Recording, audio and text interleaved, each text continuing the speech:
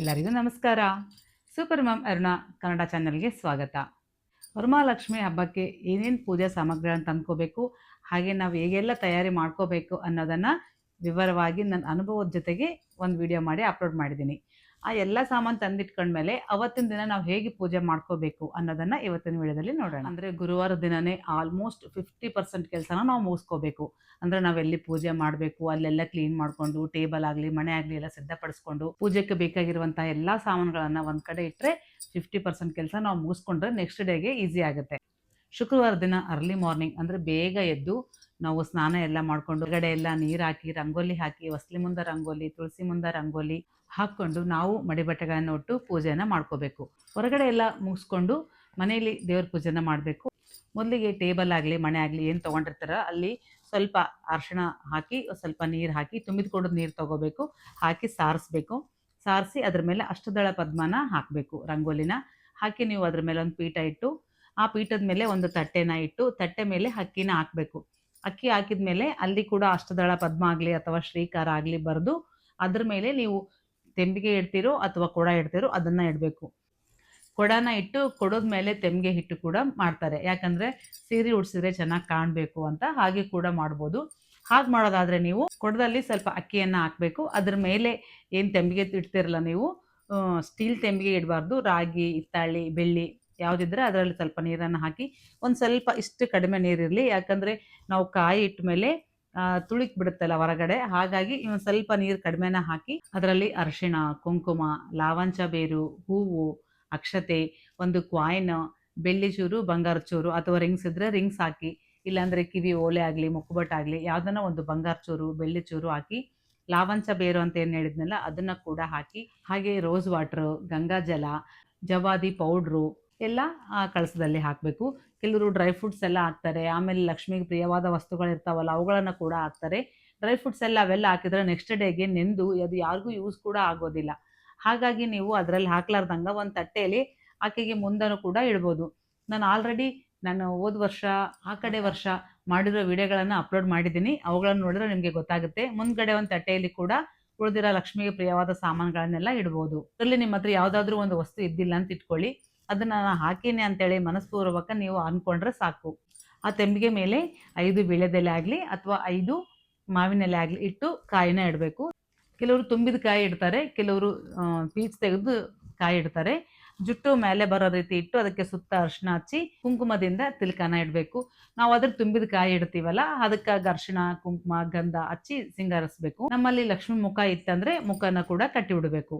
ಗೆಜ್ಜೆ ವಸ್ತ್ರನ ಹಾಕಬೇಕು. ಅದಾದಮೇಲೆ ನೀವು ತಂದಿರ್ತಕ್ಕಂಥ ಹೂವಿನ ಹಾರ ಹಾಕೋದು ಅಥವಾ ಒಡವೆಗಳನ್ನು ಹಾಕೋದು, ಇನ್ನು ಏನಿಲ್ಲ ಅಂದರೂ ಮುತ್ತು, ಹವಳ, ಪಚ್ಚೆ, ಸರಗಳನ್ನು ತೊಗೊಂಡು ಬಾ ಅಂತ ಹೇಳಿದ್ನಲ್ಲ ಅದನ್ನು ಹಾಕ್ಬೋದು. ಇಲ್ಲಾಂದರೆ ಆ ಲಕ್ಷ್ಮಿಗೆ ಅಂತಲೇ ಕೆಲವರು ಒಡವೆ ತೆಗಿಟ್ಟಿರ್ತಾರೆ, ಅವುಗಳನ್ನು ಹಾಕ್ಬೋದು. ಇಲ್ಲ ನಾವು ಗೋಲ್ಡ್ ಹಾಕ್ತೀವಿ ಅನ್ನೋದಾದರೆ ನಾವು ಹಾಕ್ಕೊಂಡಿರ್ತೀವಲ್ಲ ಅದನ್ನು ಹಾಗೆ ಹಾಕ್ಲಾರ್ದಂಗೆ ತುಂಬಿದ ಕೊಡೋದು ನೀರಾಗಲಿ ಅಥವಾ ಹಾಲಿಂದ ಸ್ವಲ್ಪ ಪ್ರೋಕ್ಷಣೆ ಮಾಡಿ ಹಾಕಬೇಕು. ಅದಾದಮೇಲೆ ನೀವು ಲಕ್ಷ್ಮಿಗೆ ಸೀರೆ ತಂದಿರೋ ಅಥವಾ ಬ್ಲೌಸ್ ತಂದಿರೋ, ಕೆಲವರು ಬ್ಲೌಸ್ ಆದರೆ ಹಿಂಗೆ ಟೋಪಿ ಥರ ಮಾಡಿಡ್ತಾರೆ, ಆಗನೂ ಇಡ್ಬೋದು. ಇಲ್ಲಾಂದರೆ ಕೆಲವರು ಈ ಥರ ಹಿಂಗೆ ಮಡಚಿ ಹಾಕ್ತಾರೆ, ಆಗನೂ ಹಾಕ್ಬೋದು. ಇಲ್ಲಾಂದರೆ ನಾವು ಸೀರೆ ತಂದೀವಂದರೆ ಉಡ್ಸಕ್ಕೆ ಬರುತ್ತೆ ಅಂದರೆ ಉಡಿಸಿಬಿಡಿ. ಉಡ್ಸಕ್ಕೆ ಬರೋಲ್ಲ ಅಂದರೆ ಒಂದು ತಟ್ಟೆಯಲ್ಲಿ ಸೀರೆನ ಇಡ್ಬೋದು. ನಾವು ನಮ್ಮ ಮನೇಲಾದರೆ ಸೀರೆ ಕುಬ್ಸ ಎರಡನ್ನ ಏರಿಸೋದಿಲ್ಲ. ಸೀರೆ ಏರಿಸಿದ ವಾರ ಕುಬ್ಸ ಏರಿಸೋದಿಲ್ಲ, ಕುಬ್ಸ ಏರಿಸಿದ್ರೆ ಸೀರೆನ ಏರಿಸೋದಿಲ್ಲ. ಸೀರೆ ಕುಬ್ಸ ಎರಡೂ ಕೊಟ್ಟರೆ ಲಕ್ಷ್ಮಿ ಹೋಗ್ತಾಳೆ ಅಂತ ನಮ್ಮಲ್ಲೊಂದಿರೋ ನಂಬಿಕೆ. ನಿಮ್ಮ ಮನೇಲಿ ಹೇಗೆ ಆನವಾಯಿತಿದೆಯೋ ಹಾಗೆ ಮಾಡಿ.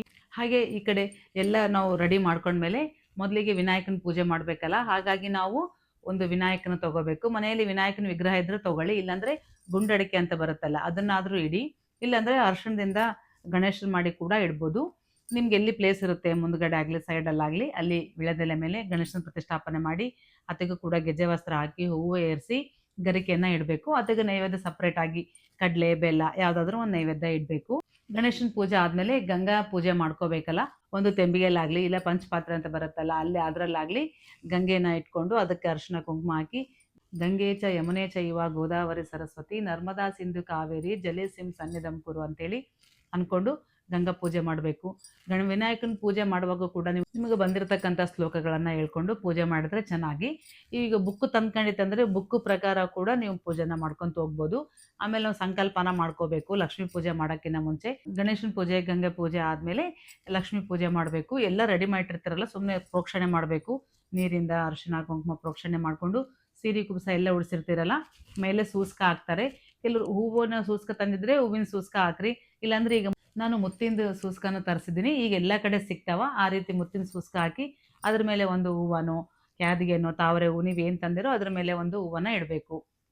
ನೀವು ಕೋಲು ಆ ಥರ ಏನಾದರೂ ಕಟ್ಟಿದ್ರೆ ಬಳೆಗಳನ್ನು ಅದಕ್ಕೆ ಹಾಕ್ಬೋದು, ಇಲ್ಲಾಂದ್ರೆ ತಟ್ಟೆಯಲ್ಲಿ ಬಳೆಗಳನ್ನು ಇಡ್ಬೋದು. ಇಷ್ಟು ಪೂಜೆಯನ್ನೆಲ್ಲ ಮಾಡ್ಕೊಂಡ್ಮೇಲೆ ಇನ್ನು ನೈವೇದ್ಯಕ್ಕಾಗಿ ನೀವು ಅಡಿಗೆ ಮಾಡಿದ್ರೆ ಅಡಿಗೆನ ಇಡಿ. ಅಷ್ಟು ಬೇಗ ಅಡಿಗೆ ಆಗಿರಲ್ಲ ಅಂದರೆ ಒಂದು ಗ್ಲಾಸ್ ಹಾಲು ನೈವೇದ್ಯಕ್ಕಿಟ್ಟು ಡ್ರೈ ಫ್ರೂಟ್ಸು ನೀವು ತಂದಿರುವಂಥ ಹಣ್ಣುಗಳು 5 ನಮೂನು 2 ನಮೂನು ಇಟ್ಟು ನೈವೇದ್ಯಕ್ಕೆ ಇಡಬೇಕು. ಅದಾದಮೇಲೆ ಲಕ್ಷ್ಮಿಗೆ ಪ್ರಿಯವಾದ ವಸ್ತುಗಳು ಅಂತ ಹೇಳಿದ್ನಲ್ಲ, ಅವೆಲ್ಲನೂ ಒಂದು ತಟ್ಟೆಯಲ್ಲಿ ಗುಲಗಂಜಿ, ಕೌಡೆ, ತಾವರೆ ಬೀಜ, ಕಾಯಿನ್ಸ್ 33 ಕಾಯಿನ್ಸ್ ಅಂತ ಹೇಳಿದ್ನಲ್ಲ ಅವು, ಮತ್ತು ಶ್ರೀಚಕ್ರ ಯಂತ್ರ, ಲವಂಗ, 6 ಯಾಲಕ್ಕಿ, ಹಾಗೆ ಡ್ರೈ ಫ್ರೂಟ್ಸು ಏನೇನಾವಲ್ಲ ಎಲ್ಲ ಒಂದು ಕಡೆ ಇಟ್ಟು ಆ ಪ್ಲೇಟಿಗೂ ಕೂಡ ಗಂಧ ಅರಿಶಿನ ಕುಂಕುಮ ಹಾಕಿ ಒಂದೊಂದು ಹೂವನ್ನ ಏರಿಸ್ಬೇಕು. ಕೆಲವರು ದುಡ್ಡನ್ನು ಇಡ್ತಾರೆ, ನಾನು ಕೂಡ ಇಡ್ತೀನಿ. ಬಟ್ ದುಡ್ಡು ಇಟ್ಟರೆ ಅದು ಎಲ್ಲರಿಗೂ ಕಾಣೋ ರೀತಿ ಇಡಬಾರ್ದಂತ. ಹಾಗಾಗಿ ನೀವು ಸೀರೆ ಉಡಿಸಿದ್ರೆ ಅಥವಾ ಹೂವಿನಿಂದ ಅಲಂಕಾರ ಮಾಡಿದರೆ ಕಂಡು ನಮ್ಗಷ್ಟೇ ಕಾಣ್ತಿರ್ಬೇಕು, ಬಂದವರಿಗೆಲ್ಲ ಕಾಣಬಾರ್ದು. ಆ ಥರ ಜಾಗದಲ್ಲಿ ದುಡ್ಡನ್ನು ಇಡಿ. ಉದಿನ ಕಡ್ಡಿಯಿಂದ ದೀಪನ ಬೆಳಗಿಸಿ ಕಳಸ ಹಚ್ಚಬೇಕು. ಕೆಲವರು ಕಳಸ ಹಚ್ಚೋದಿಲ್ಲ, ಬರೀ ಆರತಿ ಮಾಡಿರ್ತಾರೆ ನೀಲಾಂಜನಿ. ನಾವು ಕಳಸ ಇಡ್ತೀವಲ್ಲ, ಕಳಸಕ್ಕೂ ಕೂಡ ಅರಿಶಿನ ಕುಂಕುಮ ವಿಭೂತಿ ಎಲ್ಲ ಹಚ್ಚಿ ಅದಕ್ಕೊಂದು ಹೂವು ಇಟ್ಟು ಅವಾಗ ಕಳಸ ಹಚ್ಚಬೇಕು. ಇಷ್ಟು ಪೂಜೆ ಆದಮೇಲೆ ವರಮಹಾಲಕ್ಷ್ಮಿ ವ್ರತ ಕತೆ ಇದೆ ಅವತ್ತು ಕೇಳಲೇಬೇಕಾದ ಕತೆ. ಆ ಕತೆನ ಕೇಳಬೇಕು, ಚಾರು ಮತಿದು. ಅಂದರೆ ಆಕೆ ಮಾಡಿ ಹೇಗೆ ಸಿರಿ ಸಂಪದಗಳನ್ನು ಗಳಿಸಿದ್ಲಲ್ಲ ಅದೇ ರೀತಿ ನಮಗೂ ಲಕ್ಷ್ಮಿ ಒಲಿಲಿ ಅಂತ. ನಿಮ್ಮ ಕತೆ ಓದಕ್ಕೆ ಬಂದರೆ ಓದ್ಕೊಳ್ಳಿ, ಇಲ್ಲಾಂದರೆ ಈ ಯೂಟ್ಯೂಬಲ್ಲಿ ಹಚ್ಚಿ ಕೇಳ್ಬೋದು. ಅದನ್ನು ನಾನು ಕೂಡ ಒಂದು ವಿಡಿಯೋ ಮಾಡಿದ್ದೀನಿ ಲಾಸ್ಟ್ ಇಯರ್, ಅದನ್ನಾಗಾದರೂ ಕೇಳಿ. ಆ ಕತೆನ ಕೇಳಿದ ಮೇಲೆ ಕಾಯಿ ಒಡೆದು ಮಂಗಳಾರತಿ ಮಾಡಿಕೊಂಡು ಎಲ್ಲ ನೈವೇದ್ಯ ತೋರಿಸಿ ಲೋಭನ ಹಾಕಬೇಕು. ಧೂಪವನ್ನು ಹಾಕಿ ನಿಮಗೆ ಮಂಗಳಾರತಿ ಹಾಡುಗಳಾಗಲಿ ಅಥವಾ 5 ಹಾಡುಗಳಾಗಲಿ ಯಾವುದಾದ್ರೂ ಹಾಗೆ ಪೂಜೆ ಮುಗಿಸ್ಲಾರ್ದಂಗೆ ಹಾಡುಗಳನ್ನು ಹಾಡಿ. ಇಲ್ಲಾಂದರೆ ನೀವು ಫೋನ್ ಅಂತ ಇದ್ದೇ ಇರುತ್ತಲ್ಲ, ಟಿ ವಿಯಲ್ಲಾಗಲಿ ಫೋನಲ್ಲಾಗಲಿ ಲಕ್ಷ್ಮೀ ಭಕ್ತಿ ಗೀತೆಗಳನ್ನು ಕೇಳ್ಕೊತ ಪೂಜೆಯನ್ನು ಮುಗಿಸ್ಬೇಕು. ಕೆಲವರು ಲಕ್ಷ್ಮೀನಾರಾಯಣ ವಿಗ್ರಹ ಇದ್ದರೆ, ಲಕ್ಷ್ಮೀ ಮೂರ್ತಿ ಇದ್ದರೆ ಅದನ್ನು ಒಂದು ತಟ್ಟೆಯಲ್ಲಿಟ್ಟು ಅದಕ್ಕೆ ಅಭಿಷೇಕ ಮಾಡಿ ಕುಂಕುಮಾರ್ಚನೆ ಕೂಡ ಮಾಡ್ತಾರೆ. ಅದು ಇತ್ತಂದರೆ ಮಾಡ್ಕೊಳ್ಳಿ, ಇಲ್ಲಾಂದರೆ ಇಷ್ಟು ಮಾಡಿದ್ರು ಕೂಡ ನಡೆಯುತ್ತೆ. ಹಾಗೆ ಮನೇಲಿ ಲಕ್ಷ್ಮಿ ಫೋಟೋ ಇತ್ತಂದರೆ ಹಿಂದ್ಗಡೆ ಫೋಟೋ ಕೂಡ ಇಡ್ಬೋದು. ಲಕ್ಷ್ಮಿ ಅಲಂಕಾರ ಪ್ರಿಯ ಅಲ್ಲ, ಹಾಗಾಗಿ ನೀವು ಹಿಂದ್ಗಡೆ ಬಾಳೆ ದಿಂಡು, ಮಾವಿನ ತೋರಣ, ಮತ್ತು ಲೈಟಿಂಗ್ಸ್, ಡೆಕೋರೇಷನ್ ಯಾವುದಾದ್ರೂ ಮಾಡ್ಕೋಬೋದು. ಇಲ್ಲ ಸಿಂಪಲ್ಲಾಗಿ ಇಷ್ಟೇ ಮಾಡ್ಕೊತೀವಿ ಅಂದರೂ ಕೂಡ ಮಾಡ್ಕೋಬೋದು. ಪೂಜೆ ಎಲ್ಲ ಆದಮೇಲೆ ನಾವು ಒಂದು 10 ನಿಮಿಷ ಆಗಲಿ ಒಂದು 5 ನಿಮಿಷ ಆಗಲಿ ಎಲ್ಲರೂ ಹೊರಗಡೆ ಹೋಗಿ ಕೂತ್ಕೋಬೇಕು. ಉದಾಹರಣೆ ನಾವು ದೇವ್ರ ಮನೇಲಿ ಮಾಡಿದ್ವಿ ಅನ್ಕೋ, ಹಾಲಲ್ಲಿ ಹೋಗಿ ಕೂತ್ಕೋಬೇಕು. ಹಾಲಲ್ಲೇ ಲಕ್ಷ್ಮೀ ಪೂಜೆ ಮಾಡಿದ್ರೆ ಸ್ವಲ್ಪ ಹೊರಗಡೆ ಹೋಗಬೇಕು. ಯಾಕಂದರೆ ನಾವು ಇಟ್ಟಿರ್ತಕ್ಕಂಥ ನೈವೇದ್ಯ ಎಲ್ಲನೂ ಲಕ್ಷ್ಮಿ ಸ್ವೀಕರಿಸ್ತಾಳೆ, ಅಂದರೆ ಅದ್ರ ಮೇಲೆ ದೃಷ್ಟಿ ಬೀರ್ತಾಳೆ ಅಂತ ಹೇಳ್ತಾರೆ. ನಾವು ಊಟ ಮಾಡಬೇಕಾಯ್ತಂದ್ರೆ ಲಕ್ಷ್ಮಿ ನೈವೇದ್ಯಕ್ಕೆ ಇಟ್ಟಿರ್ತೀವಲ್ಲ ಆ ನೈವೇದ್ಯನ ತೊಗೊಂಡು ಮಧ್ಯಾಹ್ನ ಊಟ ಮಾಡಬೇಕು.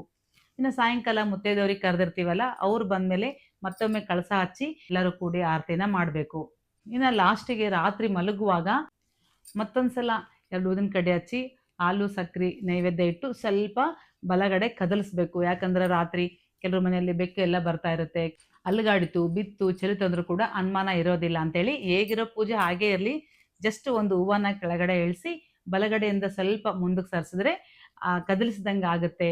ಅದಾದಮೇಲೆ ಆಕೆಗೆ ದೃಷ್ಟಿ ಆಗಿರುತ್ತೆ. ನಾವೇ ಪೂಜೆ ಮಾಡ್ತಾ ಮಾಡ್ತಾ ನೋಡ್ತಾ ಇರ್ತೀವಲ್ಲ ಎಷ್ಟು ಚೆನ್ನಾಗಾಗಿದೆ ಅಂತ, ಬಂದವ್ರು ಕೂಡ ಪೂಜೆ ಚೆನ್ನಾಗಾಗಿದೆ ಅಂತ ಇರ್ತಾರಲ್ಲ. ಹಾಗಾಗಿ ರಾತ್ರಿನ ಕೆಂಪಾರತಿನ ಮಾಡಿ ಹೊರಗಡೆ ಹಾಕಿಬಿಡ್ಬೇಕು. ಇನ್ನು ನೆಕ್ಸ್ಟ್ ಡೇ ಅದನ್ನು ವಿಸರ್ಜನೆ ಮಾಡಬೇಕು. ಇನ್ನು ಕೆಲವರು ಶನಿವಾರ ಹಾಗೆ ಇಟ್ಟಿರ್ತಾರೆ, ಶ್ರೀನಿವಾಸನ ವಾರ ಅಲ್ಲ ವೆಂಕಟರಮಣನ ವಾರ, ಹಾಗಾಗಿ ಆಕೆನ ಕದಲಿಸಬಾರ್ದು ಅಂತೇಳಿ ಸಂಡೇ ಕದಲಿಸ್ತಾರೆ. ಹಾಗೆ ಕೂಡ ಮಾಡ್ಬೋದು. ಇಲ್ಲಾಂದರೆ ನೀವು ಶನಿವಾರದ ಮುಂಜಾನೆ ಮತ್ತೊಂದು ಸಲ ಆರತಿ ಮಾಡಿ ಕದಲಿಸ್ಬೇಕು. ಇದು ವಿಸರ್ಜನೆ ಮಾಡಿದ್ಮೇಲೆ ಆ ವಸ್ತುಗಳನ್ನೆಲ್ಲ ಏನು ಮಾಡಬೇಕು ಅಂತ ಲಾಸ್ಟ್ ಇಯರ್ ಒಂದು ವಿಡಿಯೋ ಮಾಡಿ ಅಪ್ಲೋಡ್ ಮಾಡಿದ್ದೀನಿ, ಅದನ್ನು ನೋಡಿ ಆ ರೀತಿಯಾದರೂ ಮಾಡಿ. ಇಲ್ಲಾಂದರೆ ಈ ಸಾರಿ ಕೂಡ ಆದರೆ ಒಂದು ವಿಡಿಯೋ ಮಾಡ್ತೀನಿ. ಪ್ರತಿ ವರ್ಷ ಮಾಡಿದ್ರು ಕೂಡ ಏನೋ ಒಂದು ಡೌಟ್ ಇದ್ದೇ ಇರುತ್ತಲ್ಲ. ಯಾಕಂದರೆ ನಾನು 30 ವರ್ಷ ಮೇಲೇ ಆಯಿತು ನಾನು ಮಾಡೋದಕ್ಕೆ. ಅಂದರೂ ಕೂಡ ಇನ್ನೂ ಒಂದು ವಿಷಯನ ತಿಳ್ಕೊತೀವಿ, ಇನ್ನೊಂದು ಕಡೆಯಿಂದ ಇನ್ನೊಂದು ವಿಷಯ ಕೇಳ್ಕೊತೀವಿ. ಯಾರು ಏನು ಹೇಳ್ತಾರೆ ಎಲ್ಲನೂ ಮಾಡೋಕ್ಕಾಗಲ್ಲ. ಕಳಸದಲ್ಲಿ ಕೆಲವರೆಲ್ಲ ಡ್ರೈ ಫ್ರೂಟ್ಸ್ ಹಾಕ್ಬಿಡ್ತಾರೆ, ಅದು ಬೆಳಗ್ಗೆ ನೋಡಿದ ತಕ್ಷಣ ಒಂಥರ ನೀರಲ್ಲೆಲ್ಲ ನೆಂದೋಗ್ಬಿಟ್ಟಿರುತ್ತೆ. ನನಗೆ ಆ ರೀತಿ ಹಾಕೋದು ಇಷ್ಟ ಆಗಲಿಲ್ಲ, ಹಾಗಾಗಿ ನಾನು ಮುಂದ್ಗಡೆ ಇಡ್ತೀನಿ. ನಿಮಗೆ ಏನು ಇಷ್ಟ ಅನಿಸುತ್ತೋ, ಏನು ಮಾಡಿದ್ರೆ ನಿಮಗೆ ಖುಷಿ ಅನಿಸುತ್ತೋ, ಲಕ್ಷ್ಮಿಗೆ ಇಷ್ಟ ಆಗುತ್ತೋ ಆ ರೀತಿ ಈ ಪೂಜೆನ ಮಾಡಿ ಅಂತ ಹೇಳ್ತಾ ಇವತ್ತಿನ ವಿಡಿಯೋ ಮುಗಿಸ್ತಾ ಇದ್ದೀನಿ. ಮುಂದಿನ ವಿಡಿಯೋದಲ್ಲಿ ಮತ್ತೆ ಸಿಗ್ತೀನಿ. ಅಲ್ಲಿವರೆಗೂ ನಮಸ್ಕಾರ.